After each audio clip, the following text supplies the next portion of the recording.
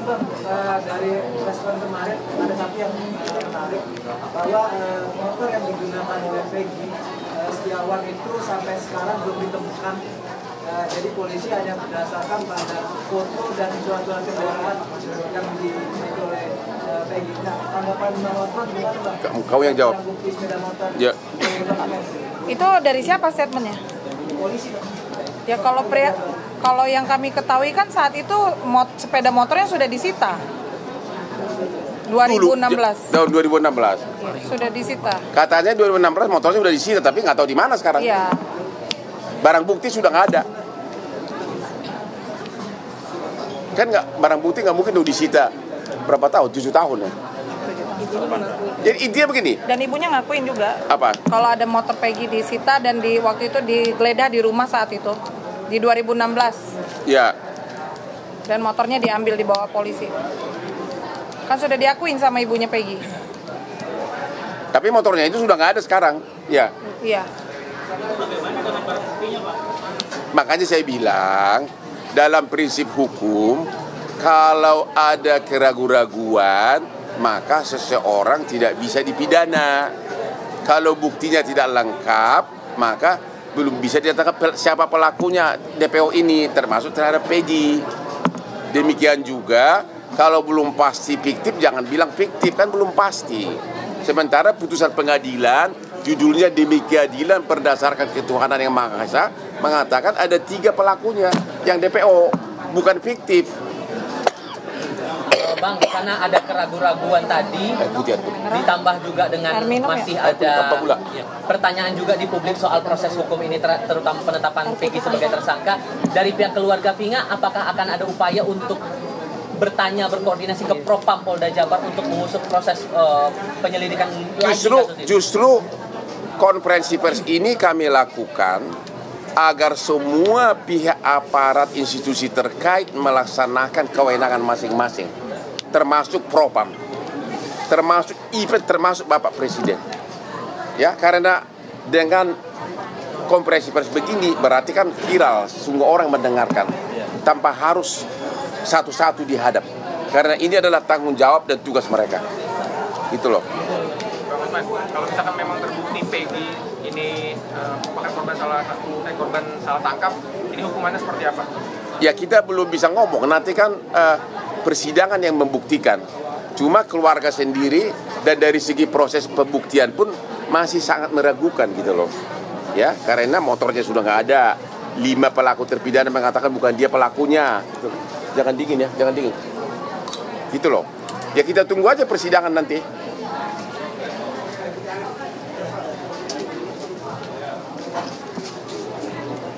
Apalagi pertanyaannya?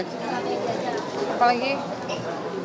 Tadi kan sempat ada kekaburan soal Peggy ini yang penangkapan Peggy juga, berarti tadi menyarankan Peggy ini sekarang informasi dulu membuat terkait dengan bukti yang didapat oleh kepolisian, berarti dia harus membebaskan terlebih dahulu.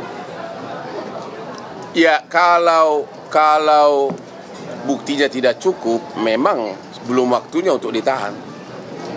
Apalagi 5 dari pelaku itu menyatakan bukan dia pelakunya. Itu loh. Dan saya belum yakin ada saksi yang melihat langsung dia melakukan itu. Selain hanya 1 orang itu yang mengaku. Gitu. Jadi intinya buktinya masih ragu-ragu. AF dan Dede juga mengakui, Pak. Apanya? Yang mengatakan Peggy pelakunya. Ya, mereka kita belum lihat BAP-nya kan? Iya, belum. Ya, ada saksi lain katanya AF dan Dede yang mengatakan Peggy, tapi kita belum tahu detail. Iya. Dia punya kesaksian gimana, apakah dia lihat atau tidak. Iya. Ya. Jadi tujuan konferensi pers hari ini adalah agar publik tahu bagaimana sikap keluarga dan kuasa hukum. Intinya terlalu terburu-buru untuk menyatakan Peggy adalah pelaku DPO dan terlalu terburu-buru untuk menyatakan 2 pelaku DPO itu adalah fiktif. Sementara penyidikan baru kurang lebih dari 2 minggu penyidikan ulang, padahal proses persidangan sudah berlangsung lama dan semuanya menyatakan ada 3 pelaku DPO.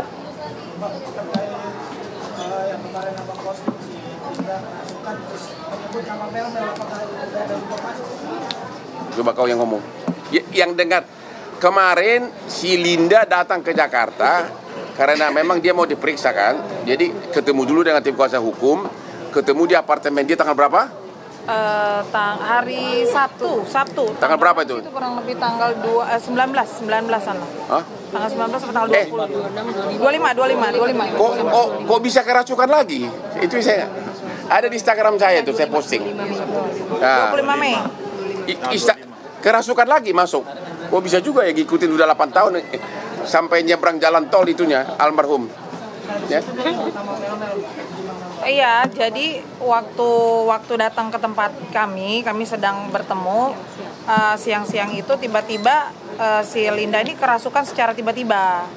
Begitu, dan di situ tiba-tiba dia mengucapkan, karena kami yang bertanya, kenal nggak dengan yang namanya Mel di dalam YouTube backpacker itu. Lalu dia menjawab, justru itu pelakunya.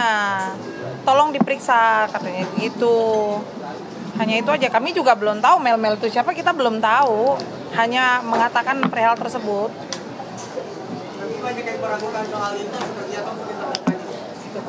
Kalau meragukan ya sah-sah saja kan, itu kan kita hadirkan karena memang Linda saat itu yang kerasukan dan dia dimintai keterangan. Jadi sah-sah aja, kalau orang tidak percaya silahkan aja. Intinya Linda sudah kooperatif untuk memberikan keterangan. Yang pasti Linda bukan saksi yang sah di mata hukum karena kesaksiannya hanya berdasarkan kerasukan, bukan melihat fakta kejadian. Ya, itu bukan saksi yang sah. Tapi sebagai petunjuk boleh-boleh saja. Dan katanya menurut keluarga Vina, justru kasus ini terungkap 3 hari sesudah almarhumah meninggal karena Linda kerasukan, diceritakan semuanya. Justru itu adalah petunjuk sehingga akhirnya polisi merubah dari kecelakaan menjadi penganiayaan gara-gara celotehan dari si Linda di waktu kerasukan. Jadi biar gimana pun ada jasanya juga kerasukannya itu. Baik dok, benar kan? Ya. Karena benar kan? Coba ceritakan dulu. Kenapa tiba-tiba semula kan di awalnya kasus ini dianggap sebagai kecelakaan? Coba ceritakan dulu. Kenapa? Terus berubah lagi coba. Awalnya kecelakaan. Terus 3 hari saya ngambil HP adik saya. Utuh ya, HP sama motor itu posisi utuh. Terus HP sama motor utuh, tidak rusak. Enggak. Pokok kecelakaan motor nggak rusak gitu kan? Terus? Malamnya Linda kemasukan jam 1 malam itu. Jam 1 malam terus dia cerita semuanya. Cerita kronologinya, kecelakaannya seperti apa, penyiksaannya, itu cerita semua. Dan itu kau kemudian sampaikan ke polisi? Ke Pak Rudian. Bapaknya Eki. Oh, bapaknya Eki. Ya baru kemudian sejak itulah langsung mulai penyelidikan digas. Jadi biar gimana pun kerasukan dari Linda itu adalah sangat berjasa dalam kasus ini.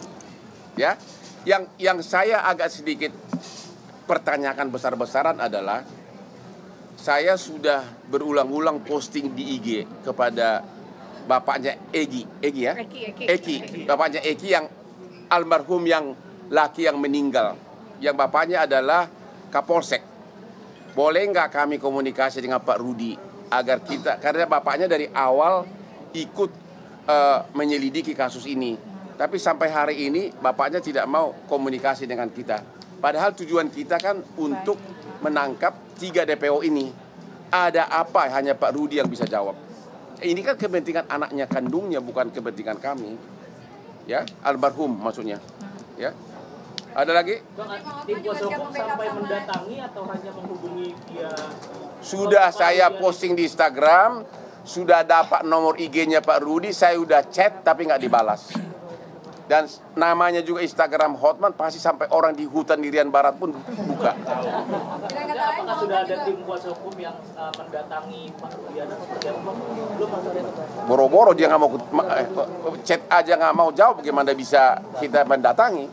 Nomornya kita udah dapat, nomor WA-nya, ya. Dipastikan belum direspon ya Bang ya, bukan tidak mau ya Bang ya? Ya kita nggak tahu tidak mau atau belum. Kalau dan atas keluhan saya kenapa kamu tidak mau rekomen, sudah jutaan orang juga memberikan komen. Berarti pesan itu udah nyampe. Nggak mungkin nggak nyampe. Karena sudah jutaan, hampir semua orang Cirebon juga mempertanyakan, kenapa bapaknya tidak mau berkomunikasi dengan kita? Rakyat Indonesia juga banyak benar yang komentar, ada apa Pak Rudi, kenapa? Dia pasti udah dengar dong. Ya. Ada lagi? Oke, yang terakhir ada satu di sini, mana yang Bu Ayu? Mana anak ada ini yang dituduh anak bupati wakil bupati Cirebon. Ini istri wakil bupatinya ada nih.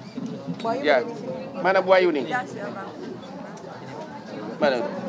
Kau berdiri aja Putri.